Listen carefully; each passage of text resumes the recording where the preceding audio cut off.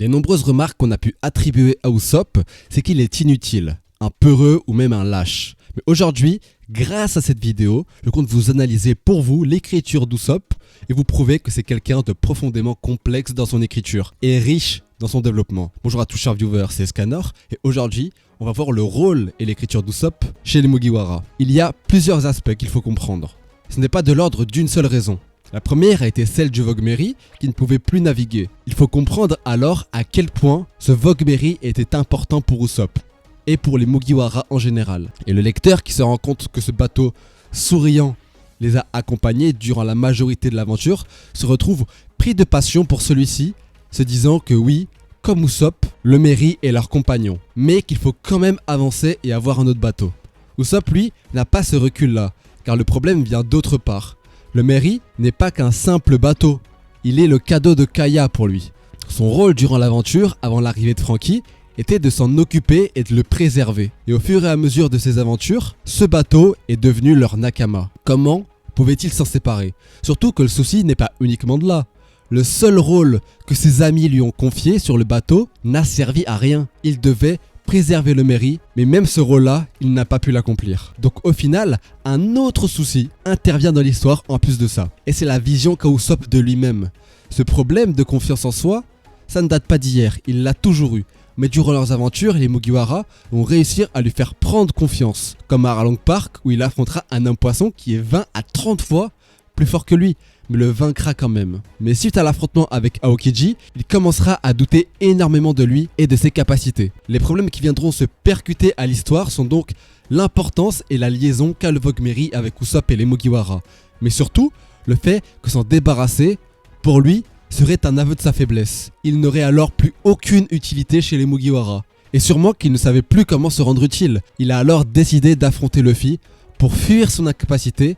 C'était un choix peut-être idiot, peut-être insensé, mais pour lui, ce choix était légitime. Il ne pouvait pas exprimer autrement sa nullité qu'il ressentait. Ce qui enfoncera encore plus le clou, c'est l'événement avec la Franky Family, où il perdra 100 millions de berries. Pour lui, il n'est plus capable d'affronter les ennemis, plus capable d'entretenir le bateau. Il n'a plus aucune utilité, il ne peut même pas protéger l'argent que lui ont confié ses amis. Mais au fond, il est quelqu'un de courageux, souvent pessimiste et connaît ses faiblesses, mais il sait assumer quand il a fauté. Et Usopp s'excusera pour ses fautes après Enies Lobby. Et puis au final, son raisonnement qui servait à conclure son inutilité, dans le fond, est totalement faux. Jusqu'à son image, il avait une vision totalement pessimiste. En commençant par le préellipse, comme il n'y avait pas de constructeur, c'est lui qui faisait tout le travail. En commençant par le préellipse, comme il n'y a pas de constructeur chez les Mugiwara, c'est lui qui faisait tout le travail que fera Franky plus tard en termes de dépannage. C'est lui qui réparait, soudait, dessinait, recousait, etc. Chaque bois cassé, il le réparait et chaque voile déchirée, il la recoud. C'est notamment lui qui a dessiné le Mugi sur la grande voile. S'ils ont réussi à aller jusqu'à Water 7, c'est uniquement grâce à Usopp et pas à Luffy le capitaine qui cassait le bateau. Ça s'arrête pas là. Il faisait aussi l'armement et le canonnier. Bien qu'on ait très peu vu de bataille navale dans One Piece, on sait que comme il était le tireur d'élite, c'était lui le canonnier. Il a aussi confectionné de zéro une arme comme le Climatact capable de battre un membre du CP9 et du Baroque Works. On s'en rend pas compte, c'est vraiment une prouesse technique. Bien sûr, c'est l'intellect de Nami qui est venu enrichir tout ça, mais il faut se rendre compte que tout ça ne serait rien du tout sans Usopp. En passant en post-ellipse, il y a une chose qui a changé. Franky est sur le navire. Donc que fait Usopp? Eh bien dans la même lancée, il fait le canonnier et l'armement. Et même si Franky est là, il s'occupe toujours de la réparation avec lui du Thousand Sunny. Mais cette fois, au lieu d'être tout seul, il le fait avec son Nakama. D'ailleurs, c'est notamment lui qui a confectionné et modifié le Red Suite de Sanji, qui lui-même demandera à Usopp de lui modifier le design. Une belle preuve que s'il faut réparer ou confectionner quelque chose, c'est bien à lui de s'en occuper. Et bon, je ne pense même pas avoir besoin de préciser à quel point il est important dans les combats des Mugiwara, tellement il est intelligent et stratégique.